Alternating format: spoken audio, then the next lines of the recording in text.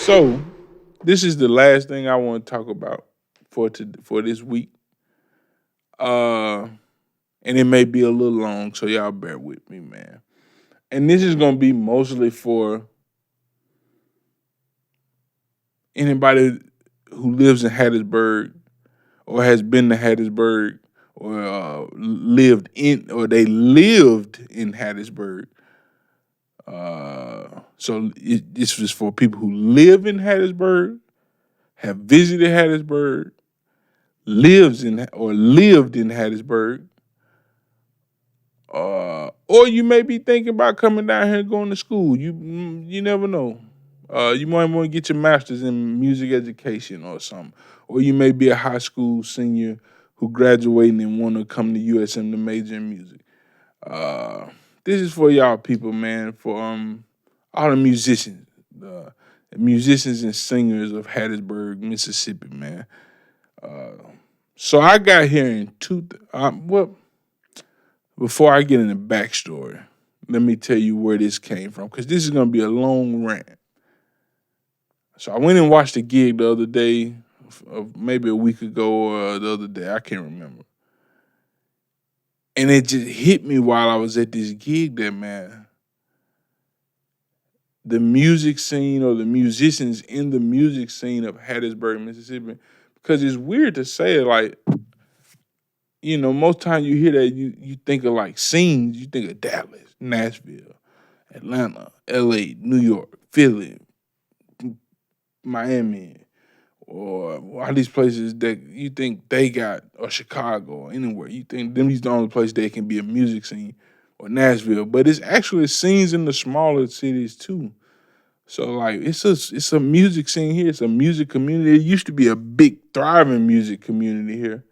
That a lot of people they they they uh they built their bones here, man. You know what I'm saying? And then moved to other places, right? And continue their career, further their career in music, or just they moved on and did something else in life, but they still did music on the side.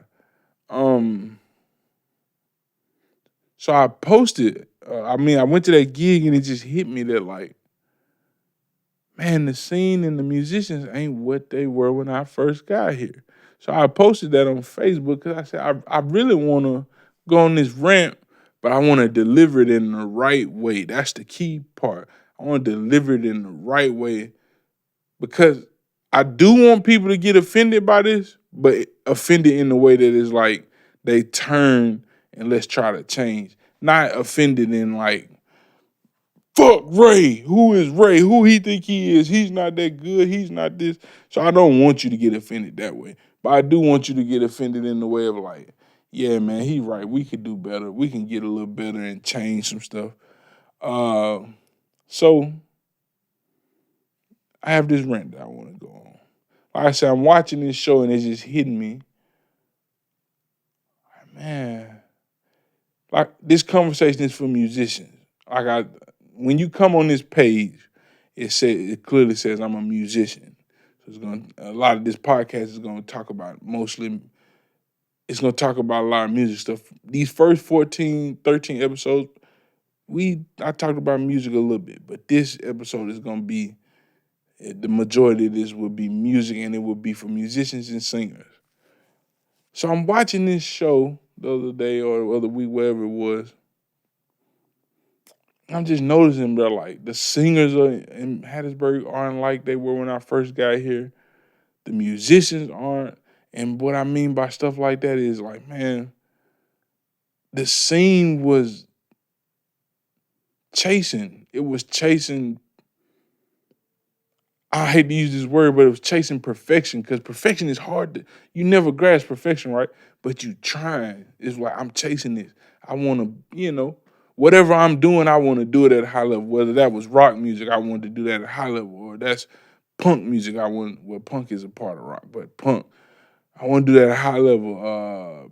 Funk music, jazz, R&B, hip hop, cover top 40 stuff. I want to do that at a high level, man. So I mean, I'm gonna learn songs the best I can. That mean I'm gonna be around other musicians who will hold me accountable and tell me if I'm not playing a part right and what's the right thing. To be able to recognize if something feels good when I'm playing it or it doesn't, or if I'm losing the groove, or if I'm losing my integrity in what I'm doing, singing wise. If it, if it doesn't sound good, all type of stuff, man. How to fix it. Uh, I'm just noticing that these principles aren't in place anymore in the Hattiesburg music scene. I was noticing that at this gig, but it's not this only gig that I've seen that made me feel like that. It's just this is over a span of the last year, man. Span of the last year, I just been feeling this, feeling this, feeling this. I talked to my friends that moved to like Nashville, or they moved to New Orleans, or they moved off or whatever, wherever they moved. I talked to them about it, and it's always like, yeah, man, it's different. It's not how it was back in our young days. So now my backstory for what I mean when I say when I got here. This is the backstory. I got to Hattiesburg in 2007. I was a jazz major. Uh, First people I meet were jazz majors. I walk in the jazz studio, the jazz station. It was an old fire station on the corner over by Junior Food Mart in Hattiesburg. Anybody ever, if you ever seen that fire station, that was the jazz station. It got knocked down in a tornado, I think in 2012, 2013. So it got knocked down. But I walk into the audition for the jazz band because unfortunately, I think I didn't on the Mother's Day episode. I didn't tell y'all this, but this was a story that I should have told you. I got kicked out of school my junior year, like either April or May of my junior year. I got expelled, but that kicked me out of band. I was very high up in the band, so I'm sure like I could have got like band scholarships and everything. I was pretty decent at trumpet. I was really good at bass guitar. So I could have got like multiple scholarships. But once they kicked me out, but they end up letting me back in August. So like still was my senior year. But I had to take like 7 classes. Uh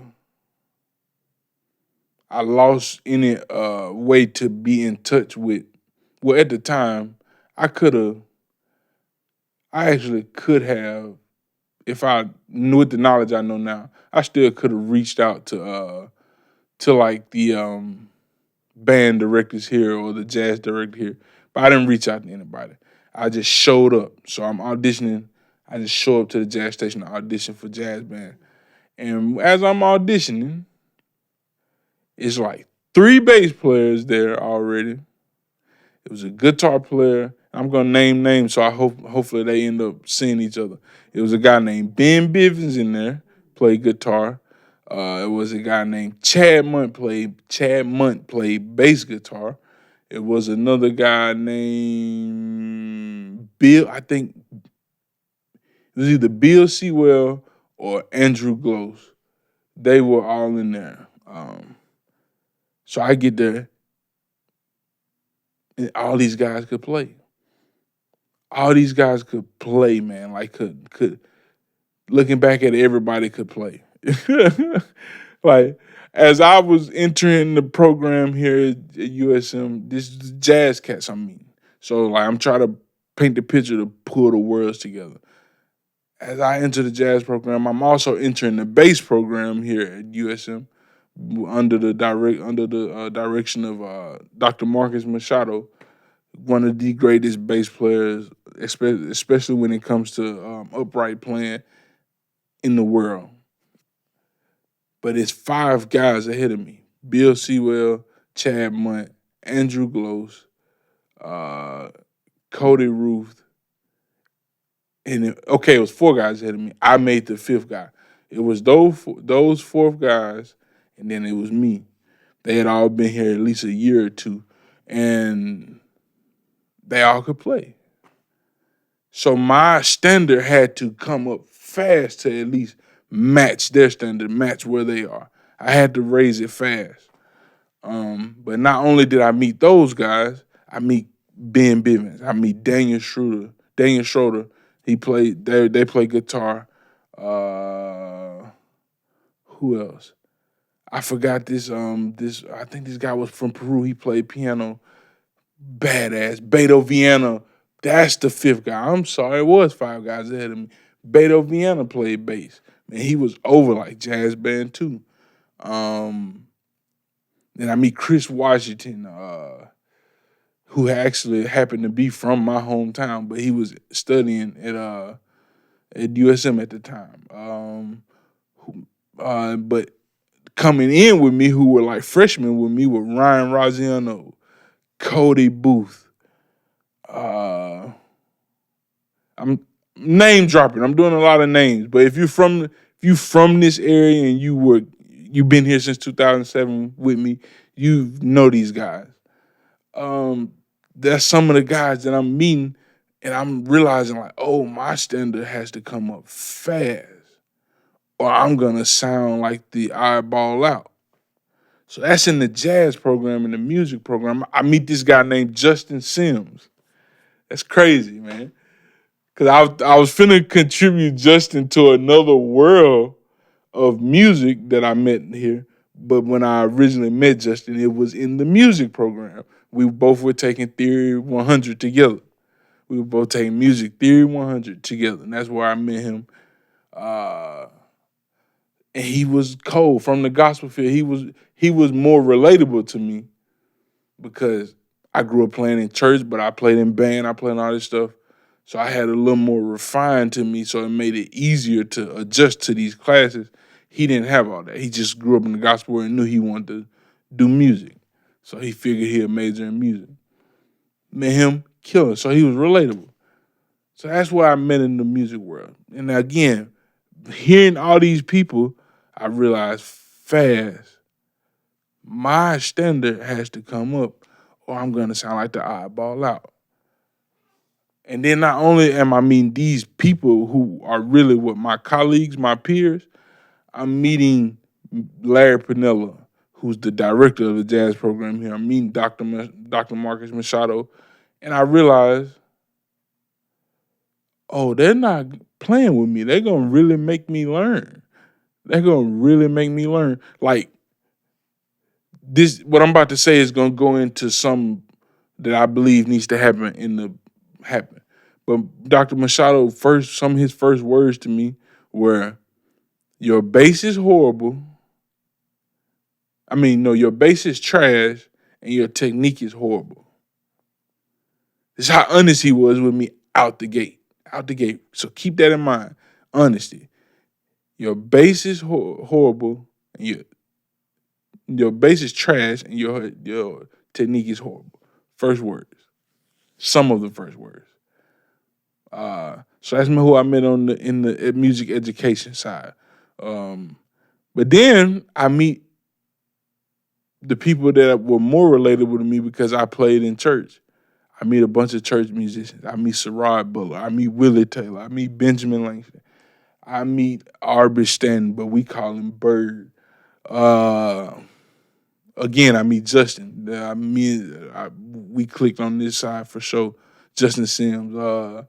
Who else I meet that was like, yo? I meet Chad. What's Chad last name? Chad Payton. I meet Julius Evans. I just meet a lot of cats around here, man, that were like, oh shit. I really gotta raise my standard. Or I'm gonna sound like the eyeball out. I'm gonna sound what was Phil? Phil, this drummer who played with us in gospel choir. Man, ASO, gospel choir at USM. I forget Phil last name, man. If anybody see this and you know Phil, tag Phil. I meet, and then I hear of the person who played in gospel choir at least a year or two before me from Jackson, Mississippi, the legendary Nate Henson. If you know Nate Henson, you know. It's like that's one of those things where if you know, you know. The level is up here. Uh, and then I find out how good he is, and I say, oh, I have to really like, if that's what they used to, I have to really push myself to make everybody else. So don't nobody feel like it's a huge drop off. It may be a drop off, but they don't feel like it's a huge drop off. I meet Josh Reynolds. I meet Jeff Reynolds. I meet Adam McPhail. I meet all these people along the way. I met Adam in school, but we played together outside of school. But Josh and Jeff I met in church. I met Wayne Phelps. I met Ted Lane. I'm shouting all these people out so they get their love. They get their love, man, for how much. I don't even think these people realize how much they meant to the city and the scene here that was going on at that time between like 2007, 2012, 13. I'll go a little further than that. Let's say 2000. The scene probably really started to change. The scene here probably has really started to change in the last 2 or 3 years. So let's say it's 2023. Let's say 20 before the pandemic. It's 2019. We'll give it that far. 2007 to 2018. 2018, 2019. These people were huge to this scene, bro. Huge to this scene. Then you run into cats like I met Joey Pinella at school, who was Mr. Pinella's son. Nick Pinella, that's Mr. Pinella's son. But then you meet cats like Didi that plays in MS Paint. You meet Randy. You meet I'm not saying I'm good friends with these people, but I've met them and watched their shows. Who else? Who else? Oh, the legendary Vashti Jackson, man. Grammy Award winner, or at least Grammy nominated. Stays here in Hattiesburg, Mississippi. Vashti.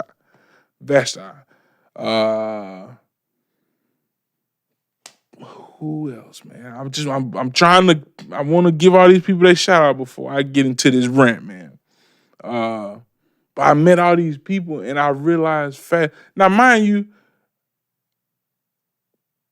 everybody I'm naming, I feel can play. I feel they were great. There was a lot of people that probably weren't on that pool of musicians level, but that pool was so big that it outweighed anybody who couldn't. So even the rockers, that's the DD, the Randy, the Mississippi Shakedown, which is Chad Edwards, man. I think that's his last name, Chad Edwards. And then I end up going to the Thirsty Hippo. I meet Brad Newton, and that opened me up to a whole nother world. He's bringing people big musicians would come here to Hattiesburg. They call Hattiesburg the hub city. It's the hub city for anybody who listening and wondering about Hattiesburg. Like, what you mean? Why are you so passionate about this city? Well, it's the hub city. It's in between Jackson, Mississippi, Birmingham. Birmingham is probably 3 hours away. Mobile is like an hour and a half away. Mobile, Alabama is like an hour and a half away. Tuscaloosa probably 3-4 hours away. Then you can go down to New Orleans, which is an hour and a half away. You can get to Pensacola pretty fast from here. You can get to Texas is still a little way, but it's like 5 hours or 6 hours to Dallas or 6 hours to Houston driving. You can get to Atlanta, it's 5 hours from here. So it's like the hub. It's like really everything is in distance if you want to get there. So Brad Newton at the Thirsty Hippo, which I talked about, it's a whole episode with me and Drew Wooten. We talk about, if you want to go back and watch that, me and Drew Wooten, I forget which episode number that is, but you can go back and watch that. And it's a whole thing here at the Hippo where he's bringing in bands like Snarky Puppy, Ari Honan, Jason Marsalis. Who else he brought in that there's so many bands like Mefe. Who else, man? Brad was bringing. It was at this time. It's 2007 to 2013, maybe 17. He's bringing in big acts, Corey Henry and the Funk Apostles, the Funky Knuckles, Sean Martin, Bobby Sparks. All these people, man, that you normally wouldn't see if you stayed in my hometown, Grenada, Mississippi. They've never seen any of these people in person. To be able to physically see these people. And then not only, it's not in a big place to where you just see them and then you can't talk to these people. this hippo was just big enough or just small enough, however you want to put it, to where you could see these people play and then go have a conversation with these people, like a real conversation with these people. They'll come kick it with you. I got cool with a lot of people, Spud, Tayron Lockett, Michael Lee, Sean Martin, had just not countless amount of people. So again, I'm saying all this to say, I realized early on that I had to raise my standard to match the standard of the scene of what everybody was doing and what was coming here. So with all that being said, it was well. Not, I'm gonna go back. It was such a vibrant city that everybody was thriving to be the best at whatever they were doing. So I was in a band named Smash. Uh, we started as a gospel choir band, but we were trying to be cold. Stand up 2, 3 in the morning rehearsing for gospel choir stuff. But we ended up turning into a hip hop rock band, rock infused band. We were blessed to be on 106 in Park. We did all type of stuff. We did a lot of stuff. But we were thriving to be the best at what we did. Then you had bands like Julius Evans it was Julia Evans, Chad Payton. I forgot who was playing drums. Oh no, Chad was playing drums and Jew was playing bass. But I think at one point in time, Jew had started getting off bass, and Chad would play bass. But I forget at that time who played drums. They were like jam band funk stuff. They were the top for jam band funk stuff. You had bands like Smoke Perp, not Smoke Perp, Perp. Ah man, my boy, I forget John Mark. John Mark. I'm sorry, I forget your name, but he was a jam band thing too, and they were up there, man. They were the top at jam band stuff at this time. Then the jazz world, they had the Martini spot. I forgot who would host it, but that's where you go. You went to go build your bones at for jazz. You had Darian Douglas, Jaime Jimenez, all these people, Tyler Dennis, all these people. They would host this thing, man, or they hosted at the Boom Boom Room. Everybody was thriving to be so good at what they did. And then you had all these people coming in town that you could go watch. And the students were active. If you were a music student, you were active in going to see those people. And if you were a church guy and you heard Corey Henry's in town, you going to see Corey Henry at these places. Oh man, I know I feel like I'm ranting. I'm all over the place, but it's gonna make sense. It's gonna all tie in together.